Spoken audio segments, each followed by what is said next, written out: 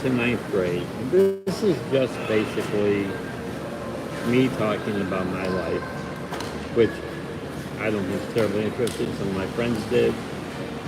And I didn't know they were that boring, so maybe they've got some, maybe they don't. Oh, we just moved into a new house as I started sixth grade, and a neighborhood. And my folks bought this house. I think they bought it for $17,500, which back then was a reasonably good price for a nice small house in a really good neighborhood in a really good community. So this was a good suburban community and very safe. Actually the best school district in Buffalo, New York, that was public schools. Right at the end of the street was my mother's school where she taught first grade in a private school. There was a pool and tennis club association that went with the private school, so during the summers we swam every day after summer camp was there and played tennis every afternoon, evening, and weekends after the campers were done with it.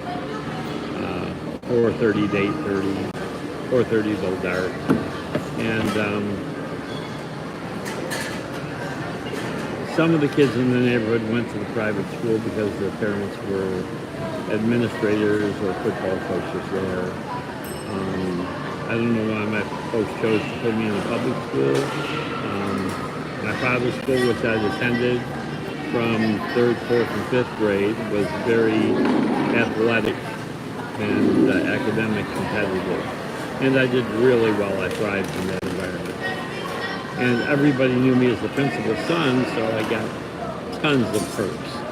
I mean, unbelievable perks. I ran projection crew for like the whole school, so anytime the classroom wanted to show a movie or a video or something like that, and I'd walk, and all these little kids would know who I was, and I'd run the projection, and they'd all know my dad was principal. And,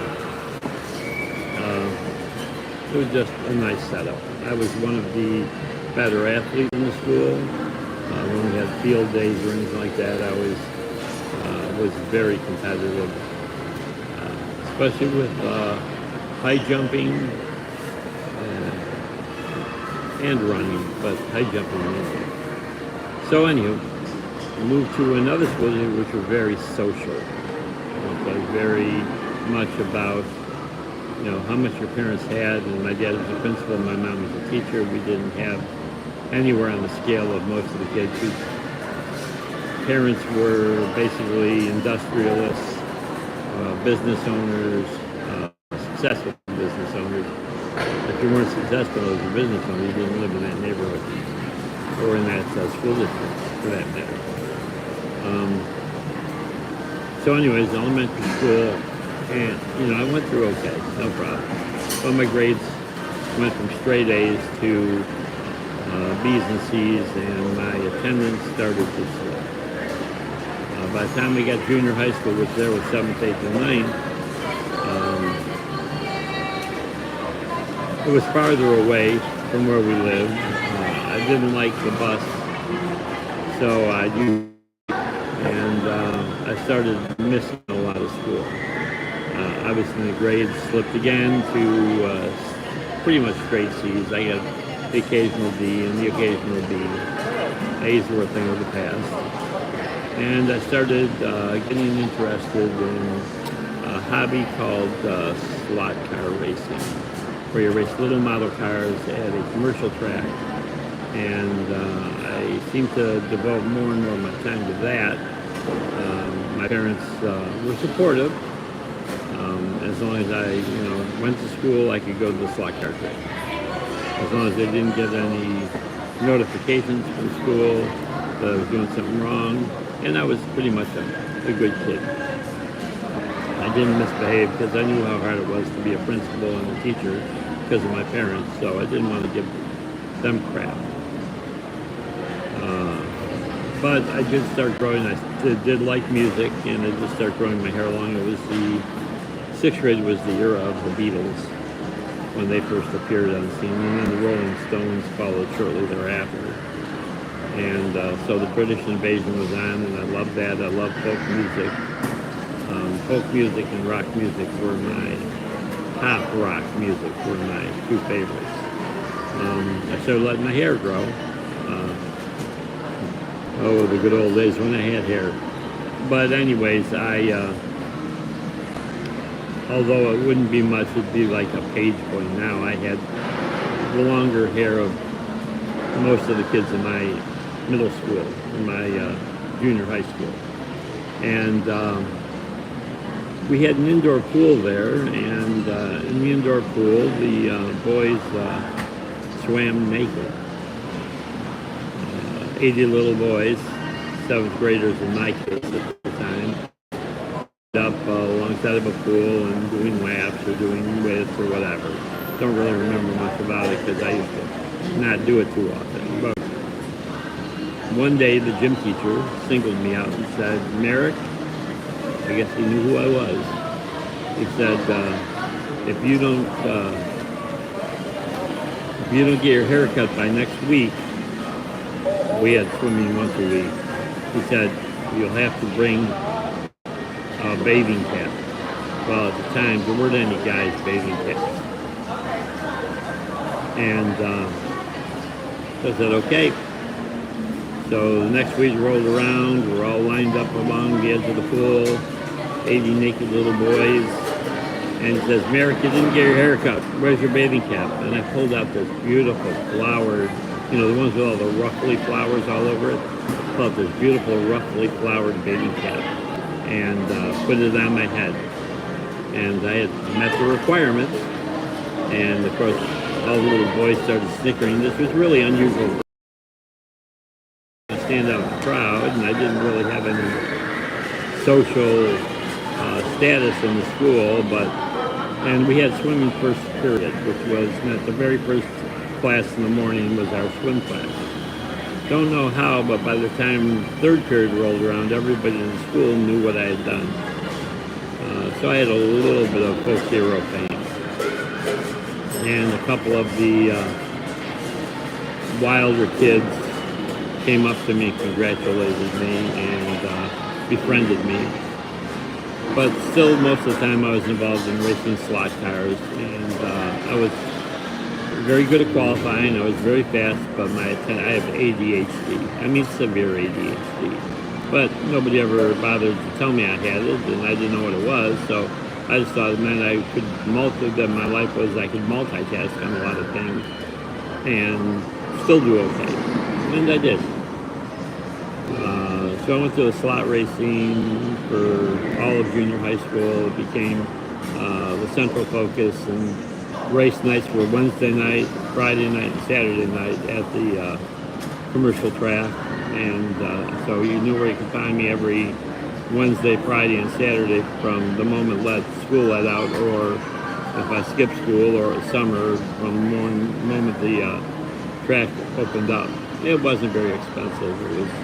I could spend $5 a day on racing and products, and we made our own cars out of brass tubing and solder and ball bearings. And I learned a little bit about engineering while I was at it. It wasn't a bad education. I learned a little bit about business when I was at it too, because if you did well, you'd actually get merchandise prizes or sometimes even cash prizes.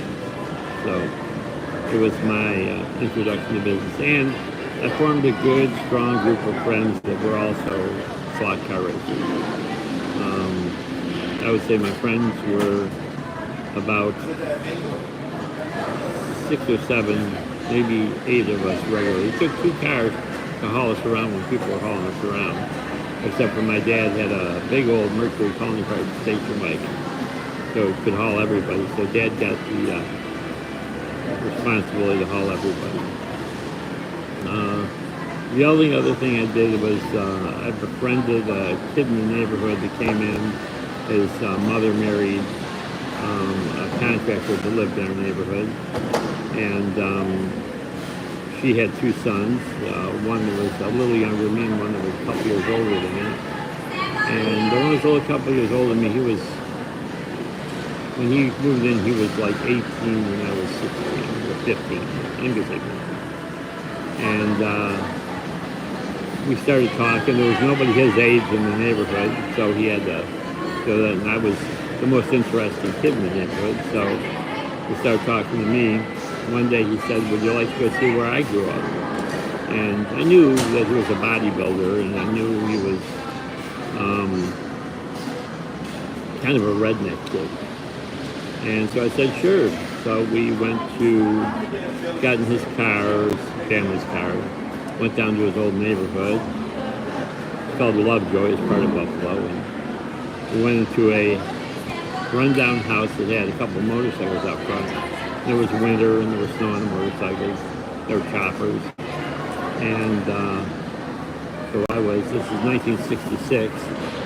And went inside, and there was a chopper in the living room and a chopper in the kitchen, and Jack said, I gotta find this guy. He said, sit here. So I sat on the couch, and a bunch of 20s and 50s came flying out. And Jack found the owner of the house and introduced me. And the owner, I said, why you got all this money flying out of your couch? He goes, yeah, I got it stuffed everywhere. Apparently he'd gone to Vietnam and come back, and was very early Vietnam veteran, and learned to import weed from Vietnam, and was making money but couldn't spend it. And he says, I can't really spend that on anything. And I said, well, can I ask, why don't you go over to Canada, which was really about 7 miles from his living room, and buy a motorcycle over there for a couple $1,000 maybe, and bring it across the border and tell them you bought it for $500, then bring it back here and sell it for $2,500 or $3,000, and use the profits to maybe rent a nicer house or get a car or something better. And he goes to my friend, said, Jack, what's this kid talking about? He's a little kid. And Jack said, he's probably the smartest little kid you'll ever meet, and you better listen to him. And so the guy said, well, how can I do that? I said, well, Canada has no reciprocity, which is a really good word for a 15-year-old, don't you think? And he says, a what? And I said, U.S. can't go to Canada and ask Canada how much you paid for that motorcycle. Even if they have records, it's not legal for the U.S. to find out about the price. So they have to take your word for the fact. They have to take your word for the fact that you paid $500 for it. It's sold for $2,500, and as long as you pay taxes on the difference, they can't do anything. And so that's how I ended up teaching him, a biker, and a bunch of black militants that he knew how to launder money. I was very popular with them, and I had started having some trouble at school with people being kind of like picking on me because I had long hair, and it was more of a social school. And one of them asked me how I was doing. I said, well, I'm having trouble in school. He said, what time you get out? And I said, we get out at 3:20. And he says, okay, I'll come pick you up at 3:20. And I remember this was a social high school, it was the preeminent money high schools in Buffalo, New York, and social ones. So I walked out the front door of the school at 3:20, and here were 6 or 8 choppers lined up out front with some very scary looking guys. And one of them tossed me a helmet with a spike on the top of it, like an old German helmet. And I hopped down and roared off. And really that was sort of the end of anybody giving me any problem at the school. Word got out really quick. And this was not the sort of people that anybody at school hung out with. So I'm going to end it there. That was basically junior high. It wasn't bad, wasn't good. It just was what it was.